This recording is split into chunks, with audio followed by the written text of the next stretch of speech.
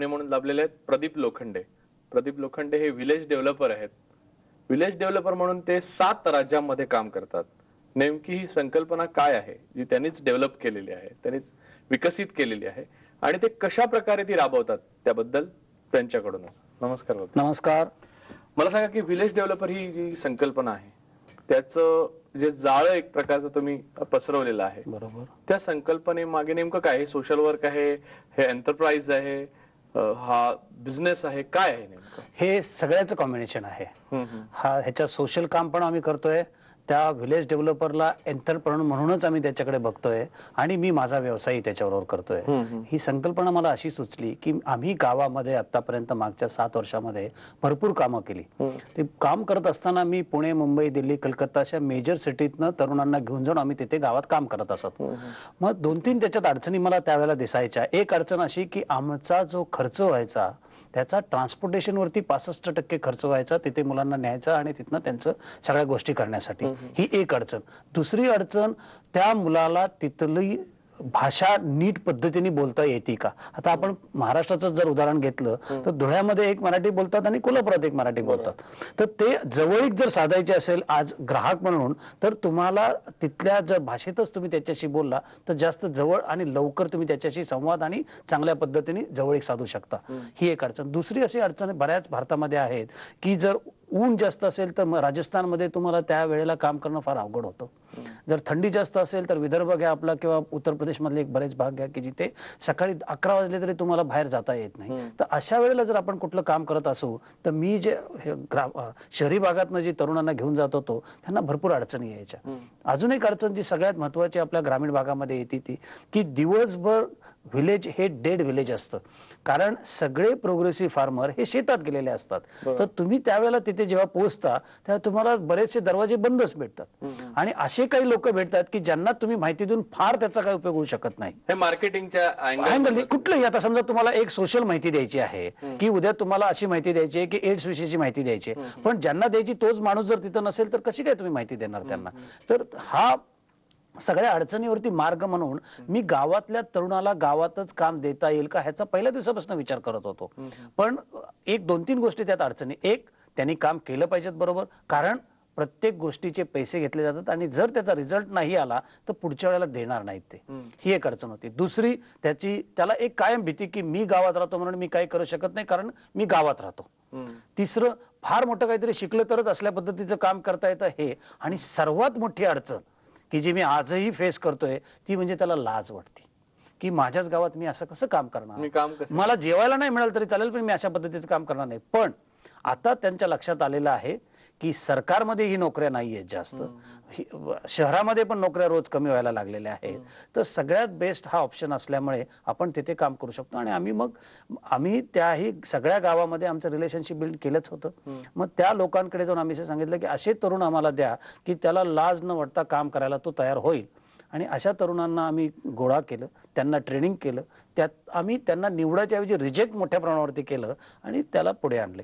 आज त्याला आमच्या महाराष्ट्रामध्ये 1250 विलेज डेव्हलपर काम करतायत आणि इतर राज्यामध्ये 180 विलेज डेव्हलपर काम करतायत. आणि पुढच्या 3 वर्षामध्ये कमीत कमी इथे जे असलेली 5000 अतिशय महत्वाची फीडर विलेजेस आहेत तिथे प्रत्येक ठिकाणी एक विलेज डेव्हलपर असणार आहे. पण मला सांगा की ही संकल्पना जी आहे ती डोक्यात घेऊन हे विलेज डेव्हलपमेंट म्हणजे ग्रामविकास वेगळ्या पद्धतीने आधुनिक पद्धतीने ग्रामविकासाचं हे जे काम सुरू केलं तुम्ही, त्याच्या अगोदर म्हणजे हे कधी नेमकं सुरू केलं, तुमच्या आयुष्यात हा टप्पा कसा आला? नाही, आता मी स्वतः जसं आपल्याला सांगितलं की मी एका स्वतः गावात आलेलो आहे. त्या गावातल्या सगळ्या मला अडचणी, वाई महाबळेश्वरला जिथे घाट चालू होतो ते गाव, तसं गाव ते खेडे म्हणता येणार नाही कारण तिथं जे एज्युकेशन, पुण्यात ज्या दिवशी शाळा चालू झाली त्या दिवशी वाईत शाळा चालू झालेली आहे. महाराष्ट्राचं प्रज्ञा पाठशाळा आहे, तर्कतीर्थ लक्ष्मण शास्त्री जोशी, किंवा आपल्या वाईला दक्षिण काशी म्हटलं जातं. पण माझ्या काही अडचणी होत्या आणि मला आणि तिथूनही मी एक 8 किलोमीटरवरती धोम म्हणून गाव होतं, त्या धोम गावात मी राहत होतो. आणि त्या ज्या अडचणी मला सहन करायला लागल्या की 8 किलोमीटर शाळेला यायला लागायचं. आज भारतामध्ये 1.5 किलोमीटर मध्ये प्राथमिक शाळा आहे, 2.5 किलोमीटर मध्ये माध्यमिक शाळा आहे. तर त्यावेळेच्या त्या अडचणी माझ्या डोळ्यासमोर सगळ्या होत्या.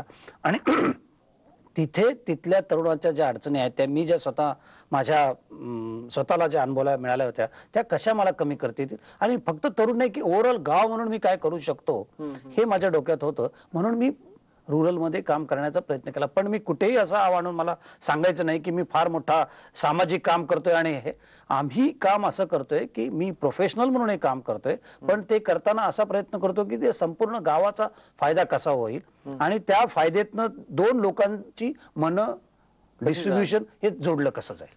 पण मला सांगा की तुम्ही ज्या पद्धतीने आता सांगितलं की जे तुम्हाला मुख्य त्यातले अडथळे जे वाटले एका गावामध्ये काम करण्याकरता किंवा गावातल्या तरुणाला त्याचा रोजगार मिळवण्याची क्षमता त्याच्यामध्ये येण्याकरता जे 4 तुम्ही मुख्य अडथळे सांगितले त्याच्यावर मात करण्याचा मेकॅनिझम म्हणजे यंत्रणा काय उभी केली? हा तर सगळ्यात सर्वात उत्कंठावर्धक. अगदी बरोबर आहे. एकच त्याचं उत्तर एकच आहे.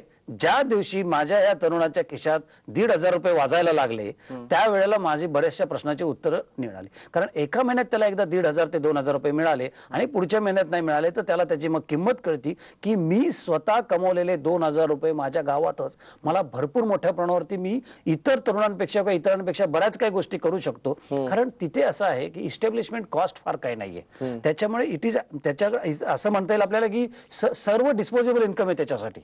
तर तो अतिशय छान टी शर्ट घेऊ शकतो, एक चांगल्या प्रकारची जीन्स घेऊ शकतो, चांगले रिबॉक सारखे दिसणारे शूज घेऊ शकतो आणि मग त्या दुसऱ्या तरुणाला कळायला लागलं की अरे ह्यांनी थोडे कष्ट केले तर ह्याला एवढ्या गोष्टी मिळायला लागल्या. हा मी आता तो धागा पकडून त्यांच्यापर्यंत पोहोचायला लागलेला आहे. आणि कम्युनिकेशन भारतातल्या 4.5-6.5 लाख गावात पोहोचलेलं आहे. म्हणजे ज्या दिवशी तुम्हाला मुंबईमध्ये, पुण्यामध्ये, दिल्लीत, कलकत्त्यात जिथेही जी जाहिरात दिसती किंवा जी माहिती दिसती ती रिचेबल पर्यंत तरी आता सगळ्या गावात दिसायला लागलेली आहे. त्यामुळे त्याला तेही कळालेलं आहे की ह्या जगात माझ्याकडे पैसे असले तर मी काय काय करू शकतो. तो मुद्दा धरून आम्ही त्याला आता त्याची ती लाजावरती मला सगळ्यात अडचण एक मोठं ऑब्स्टॅकल जर माझं म्हणाल तर त्याला लाज वाटते. माझ्या गावातली प्रतिष्ठा आणि ऍक्च्युली प्रतिष्ठा नाहीच आहे त्याला काही. त्याला ना तर प्रतिष्ठा आहे, तो अक्षरशः त्याचं जिणं इतकं गंभीर आहे की जे फार काही विचित्र पद्धतीने सांगायची मला इथं आवश्यकता नाहीये. पण तरी सुद्धा तो तिथनं निघतो आणि मोठ्या मोठ्या शहरात येतो, तिथं भिकाऱ्यासारखं राहतो. कारण तिथनं तो जाताना एक 5 स्टारचं सिगरेटचं कुठलं तरी पाकिट घेऊन जातो. माझं तर तिकडे छान चाललंय हो. आणि आपले हिंदी पिक्चर आणि आपले सगळे पिक्चर हे त्याला दुजोरा देतात, डोक्यात मिथकं तयार केलेली आहेत. मला त्यांना कोणाला दोष द्यायचा नाही, पण ही परिस्थिती आहे. त्यामुळे त्याला प्रत्येकाला वाटतं की तो तिथं गेला की एक छान त्या दिवशी तो गावाकडे जाणार असतो, त्या दिवशी एक चांगला शर्ट घालून जातो, चांगले पॅन्ट घालून जातो. पण इतर वेळेला तो राहतो कुठे, तो जेवतो कुठे, त्याचं शौचालय कुठे हे सुद्धा त्याला माहित नसतं नीट. अशा गंभीर समस्येत राहत असताना इथे तो राज्यासारखं राहत असतो ते सोडून ह्याच्या पाठीमागे लागतो. तो म्हणून कोणी येऊ नये असं मी म्हणत नाही. ज्याचं टॅलेंट आहे, ज्याला मी स्वतः आलोय, मी पण एका गावात येऊन आता पुण्यामध्ये माझं स्वतःचं एस्टॅब्लिशमेंट केलं, त्याच्या मी आड नाहीये. पण जर आपल्याला शक्य नसेल आणि वाटत असेल की इथंच अपॉर्च्युनिटी, तर काय तुम्ही चुकीचं काय करताय? तुम्ही तुमच्या गावालाच काहीतरी एक चांगल्यापैकी देताय की जे तुम्हाला त्यांनी, ज्यांच्यामुळे तुला हे सगळं मिळालेलं आहे. लोखंडे साहेब, पुढे जाण्याअगोदर एक ब्रेक घेऊया. ब्रेक नंतर संवाद मध्ये आपलं स्वागत. मला एक सांगा की नेमकी तुम्हाला निकट अशी काय वाटली, काय शहर आणि ग्रामीण भाग याच्यात संगणकाच्या ज्ञानात मिळवण्याच्या पद्धतीमध्ये काय फरक होता आणि मग त्याच्यावर तुम्ही उपाय काय केला? हे मला सर्वात पहिल्यांदा सुचलं 2000 मध्ये. 2000 मध्ये ऑल थँक्स टू जगभरासाठी आपण अशी काही जाहिरात केली. 2031 ला असं काय होणार होतं की आपण सगळे म्हणायला लागलो की आता पुढच्या उद्यापासून आपण 21व्या शतकात चाललेलो आहोत. म्हणजे एक ते प्लॅनेट मधून एक माणूस येतो दुसऱ्या प्लॅनेटवर जातो, एकदम सगळं काहीतरी चेंज होणार आहे असं काहीतरी पद्धतीने आपण बोलायला सुरुवात केली होती. 2-3 गोष्टी होत्या त्याच्यात. एक की आता इथून पुढे सगळं इन्फॉर्मेशन आणि टेक्नॉलॉजीचा युग येणार आहे, म्हणजे त्याच्यामुळे त्याच्याशिवाय काही पर्याय नाही. पण ते इतक्या जसं पोलिओ प्लस घराघरापर्यंत नेले ना तसं ते पर्यंत पोहोचलं अतिशय छान पद्धतीने. कुणाचे काय काय इंटरेस्ट होते, कुणाला काही प्रोडक्ट विकायचं होतं, कुणाला संगणक विकायचे होते, कुणाला काय सगळ्या गोष्टी होत्या त्याच्या. आणि चांगल्याही अँटीव्हायरस प्रोग्राम विकायचे होते, बऱ्याच काही गोष्टी होत्या. पण एक चांगली संकल्पना होती की ते जी इन थिंग आहे त्याला तुम्ही असं म्हणू शकत नाही की हे आता चालणार नाही आणि आम्ही काही त्याला ऍक्सेप्ट करत नाही म्हणून. त्याचबरोबर तो जो तरुण आहे, मी ह्याच्यामध्ये प्रायमरी विद्यार्थ्यांना त्यावेळेला घेतलं नव्हतं, फक्त secondary school student. Secondary school student हा जो असतो तो 5वी पर्यंत शिकलेला असतो. ग्रामीण भागामध्ये आज 15 कोटी भारतात विद्यार्थी शिकतात, फार मोठा नंबर आहे. पण सेकंडरीमध्ये फक्त त्यातले 4.5 कोटीच जातात. 10-10.5 कोटी तरुण ती मुलं मुली बाजूला निघून जातात. पण हे 4.5 कोटी तरी आपण जर डेव्हलप केले तर फार मोठा रिसोर्स आपल्याकडे येऊ शकतो. तर हे 4.5 कोटी का आणि ह्यांना कशासाठी, ह्याचं कारण असं आहे की हे 4.5 कोटी जो विद्यार्थी आहेत हे 5वी पर्यंत आले, ह्याचा अर्थ त्याला स्वतःला शिकायचे. 2, तो 5वी पर्यंत आला याचा अर्थ त्याच्या घरातले त्याच्या पाठीशी उभे आहेत, नाहीतर होऊ शकत नाही गळती ते. होते. आणि होतीच ही 4.5 कोटी ती त्याचीच आहे. त्याला बरीच कारण आहेत, फक्त आपण आई वडिलांना दोष देऊन जमणार नाहीये आणि तो मोठा विषय आणि त्याच्यावरती बराच तासनतास चर्चा करावी लागेल. आणि तिसरं, तो सेकंडरी स्कूल आला म्हणजे 11-12 वर्षाचा झालेला असतो, तर त्याचं ग्रास्पिंग पॉवर अतिशय उत्कृष्ट असते. तर ती जी गोष्ट मी त्याला जर त्यावेळेला बिंबवू शकलो तर त्याच्यापेक्षा बेस्ट गोष्ट कुठली असू शकत नाही. आजही मला किंवा आपल्यालाही त्यावेळेला जे आपण शाळेत जी आपल्या मनावर बिंबवली गोष्ट आहे ती कुठे ना कुठे डायरेक्ट इनडायरेक्ट आपल्या आचरणात विचारात येत असते. तो धागा पकडून मी त्या तरुणांना तिथेच एज्युकेशन देता येईल का संगणकाचा विचार करायला सुरुवात केला. 2000 मध्ये ज्या वेळेला हे सगळी ओरड चालली होती मोठ्या प्रमाणावर, त्याच वेळेला मी या 4 राज्यातल्या माध्यमिक शाळेतल्या तरुणांना आणि तरुणांना किंवा विद्यार्थी आणि विद्यार्थिनींना असं सांगितलं की भारतातले मी 32 असे जे लोक काढले की जे हा देश चालवतात. मग त्यात सचिन तेंडुलकर होता, त्यात त्यावेळेचे पंतप्रधान होते, त्यात विरोधी पक्ष नेते होत्या, त्यात ICICIचे चेअरमन होते, की जे ओपिनियन लीडर म्हणा तुम्ही ह्या देशाचे राज्याचे हे. आणि त्यांना सांगितलं की आम्हाला सुद्धा संगणकाचं ज्ञान हवंय. We want to be a computer literate and why not. असं हे पत्र मी ह्या सगळ्या लोकांना, त्या तरुणांना देतो. आता बघा त्यात मी 2-3 गोष्टी साध्य करत होतो. एक, त्या तरुणाला पत्र लिहायला शिकवत होतो. पहिली गोष्ट म्हणजे आपण काही असे लोक जन्मतात आणि मरतात तरी पत्र लिहित नाहीत, किंवा पत्र लिहिताना त्याचे हात थरथरतो, कारण काय लिहायचं आता. अशा बऱ्याच गोष्टी आहेत. पण मी त्याला त्या वयामध्ये एक रिॲक्ट करायला शिकवलं की तू लिही की मलाही संगणकाचं ज्ञान व्हायचे आणि का नाही. आणि मग त्यांनी हजारो मध्ये पत्र ह्या सगळ्या लोकांकडे गेले. मला छान छान इंग्लिशमध्ये बरेच जणांची उत्तर आली त्यातली की लावडेबल प्रोजेक्ट वगैरे. मला फार इंग्लिश येत नाही पण हे मला वाचता आलं तेवढं की हे छान लिहिलेलं होतं ते जोरात. पण असं कुणाचंही पत्र आलं नाही मला. मी कोणाला दोष देत नाहीये की आपण तुम्हाला बरोबर आहे, कारण सगळेजण त्यावेळेला म्हणत होते की आता भारतात आपण सगळं संगणकाचं व्यवस्थित येणार आणि ते सगळं आपण सगळ्या घरात जाणार आणि सगळ्या शाळेत जाणार आणि ते करणार. पण एकानेही असं काही लिहिलं नाही की आता मी उद्या एक 5 कम्प्युटर पाठवतो म्हणून. मग मला थोडासा रागही आला. पण त्यात मी काय केलं, ह्या 32 जणातले मी 8-10 जणांना पर्सनली ओळखत होतो. मग त्यांच्याकडे गेलो मी की म्हणलं तुम्ही जर एवढं सगळीकडे, मग मीडिया असो, तुमचा पर्सनल असो, मीटिंग असो, पॉलिटिक्स शेम आहे असं, हा क्राईम तुम्ही म्हणजे मी एवढं डेअरिंग करू शकत नाही कारण मी व्यवसायात पण आहे. त्यामुळे थोडंसं डिप्लोमॅटिकली त्याला उत्तर असं देतोय की हे शेम आहे आपल्या सगळ्यांवरती की एक त्याच्या काउंटर पार्टला best of the best life मधले मिळते आणि जर त्याला मिळत नसेल तर आपण अतिशय त्याला इतक्या मोठ्या प्रमाणावर मागे ठेवतोय. कारण पूर्वी जो गॅप 5, 7, 10 वर्षाचा होता तो ह्या स्पीडनी 50 वर्षाचा होईल. कारण ते पाहिले कशा रीतीने शिकवलं जातं. म्हणजे ज्याला कम्प्युटर लिटरेट आहे त्याने ते फळ्यावर पाहिलं तरी त्याला कळेन असं होतं की नेमकं काय म्हणतात. पुढे जाण्यावर एक छोटा ब्रेक घेऊया. ब्रेक नंतर संवाद मध्ये आपलं स्वागत. तर तुम्ही सांगत होता की ग्रामीण भारतामध्ये आणि शहरी त्यामध्ये संगणक शिकण्याच्या पद्धतीमध्ये पण फरक होता, ज्याच्यावर आपण बोलत होतो. फळ्यावर शिकवलं जातं. आणि मग आता आम्ही काय केलं की ह्या ज्या सगळ्या एवढ्या तुम्हाला आपल्याला मगाशी सांगितलं तसं की इतक्या मोठ्या नंबरवरती सगळ्या शाळेतनं आलं होतं. पण ह्यातल्या चांगल्या गोष्टी मी आपल्या पुढे मला म्हणत, कारण रडून काय त्यातनं मार्ग निघणार नाही कोणत्या परिस्थितीत. तर संकल्पना अशी होती की तुम्ही तुमचा जुना संगणक फेकून देण्याच्या ऐवजी तो आमच्याकडे द्या. कारण त्याचं बेसिक असं केलं होतं की त्या गावातल्या विद्यार्थ्याला त्यांनी त्याला टच करावं, ट्राय करावं आणि फील करावं, एवढ्यासाठीच आम्ही त्याला तो देत होतो. मी अतिशय प्रायमरी बोलतोय की त्याला अबकडे जसं शिकवलं असं तसं संगणकाचं द्यायचं. मग ज्याला नंतर मोठं व्हायचं त्याने त्याचा फायदा घेऊन पुढे व्हावं. कारण प्रत्येकाला तुम्ही सगळ्या गोष्टी देऊ शकणार नाही, त्याच्या आपल्याकडे कन्स्ट्रेंट आहेत, हे मान्य केलंच पाहिजेत आपण. तर मग आम्ही काय केलं की मग ह्या शाळेमध्ये 3 क्रायटेरियाज लावल्या की त्या शाळेला दिला जाईल. एक, त्या शाळेमध्ये 200 विद्यार्थी असावेत. ही चुकीची असेल आणि बरेच जणांनी माझ्यावरती त्याच्याशी डिबेट केलेलं आहे की 200 विद्यार्थ्यांनी एक संगणक म्हणजे काय बोलतोस तू. पण आम्ही केलं होतं, त्याचं उत्तर देऊ शकतो मी असं आहे की 200 विद्यार्थ्यांपर्यंत मला कमीत कमी त्याला भीती घालवायची होती, त्याला टच करायला लावायचं होतं. दुसरं त्याच्यात क्रायटेरिया मी अशी की एक पक्की रूम थोडी तरी असावी की जिथे हा संगणक ठेवला जावा. 3, त्या शाळेत एक तरी शिक्षक असा असावा की जो हे त्याचं ज्ञान देईल. पण all thanks to government of Maharashtra, कारण मी फक्त गुजरातमध्ये 2 आणि मध्य प्रदेशमध्ये 1 सोडलं तर बाकी सगळे महाराष्ट्रातच बसवलेले आहेत. शासनाच्या त्या विभागाने अतिशय चांगल्या पद्धतीने तिथल्या त्या टीचर्सला कम्प्युटरचं ट्रेनिंग दिलेलं आहे. आणि तो मग एक कमीत कमी एक टीचर असावा की जो त्या मुलांना ते शिकवू शकेल. ह्यातली सर्वात आनंदाची गोष्ट अशी आहे की ह्या 243 जे संगणक मी आतापर्यंत बसवलेले आहेत, फार मोठा नंबर नाहीये कारण 4 वर्षात 3.5 वर्षात हे 243 बसवलेत. पण त्यातल्या 169 शाळेंनी नवीन संगणक घेतला. त्याचा अर्थ असा झाला, ही आमची सक्सेस त्यांची गरज त्याला कळालं. मग त्यांनी 5-5, 10,000 रुपये गोळा करून तो संगणक घेतला. मग त्या आमदाराच्या मागं लागून तो संगणक घेतला, मग घरातल्यांच्या मागून, मग शाळेच्या मागं लागून. पण ह्याचा अर्थ Awareness create क्रिएट झाला. म्हणजे जे आपण म्हणलं जातो की अनलेस अँड अंटिल तुम्ही टेस्ट करत नाही, तुम्ही त्यापर्यंत खात नाही एखादी गोष्ट, तसं जोपर्यंत unless and until not touch it, तुम्ही बाय करत नाही, हा त्यातला महत्वाचा भाग आहे. आणि ही आमची सक्सेस.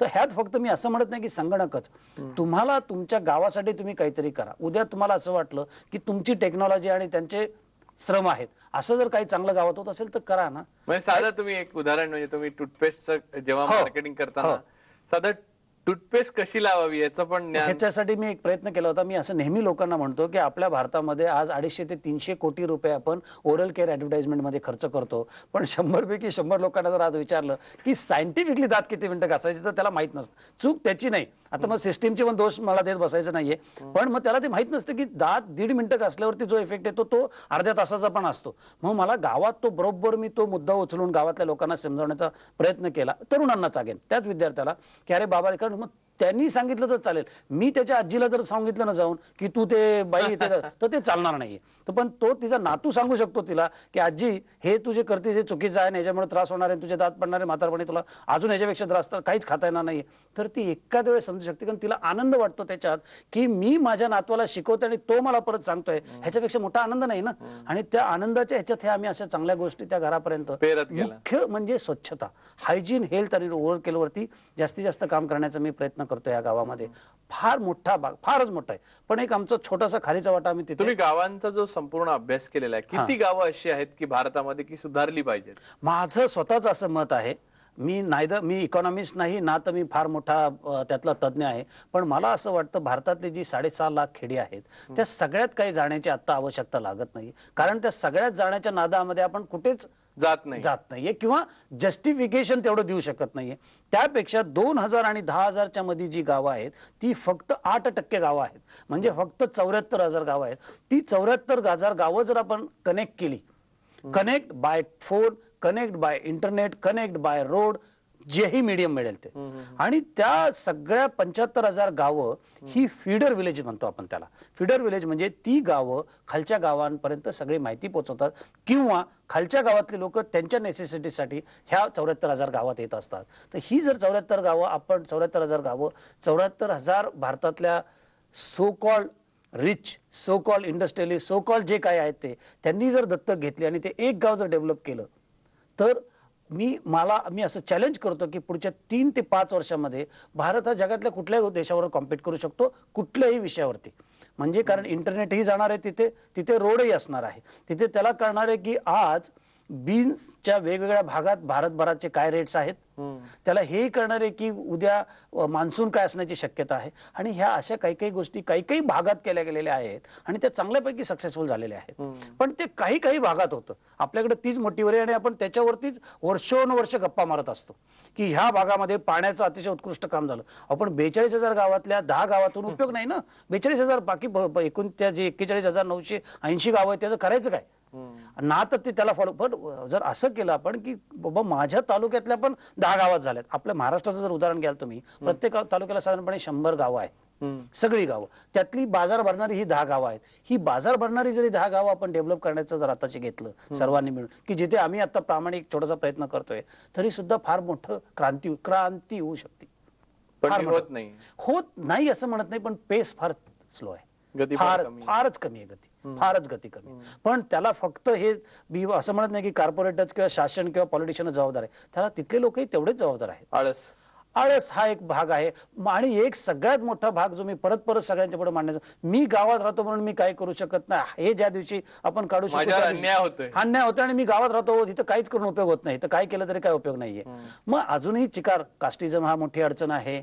काही ठिकाणी काही गोष्टी खरोखरच पोहोचत नाही, आहे त्या अडचणी. पण ती भावना मूळ धरून ठेवली की माणसाची प्रगती होते, ती खुंटली आहे, तिथेच खुंटलेली. कारण वडील तेच सांगतो, आजोबा तेच बोलतो आणि पोरगा तेच बोलतात, तेच सांगतात त्यांना की तुम्ही इथले आहात त्यामुळे तुमच्यावर अन्याय होतो.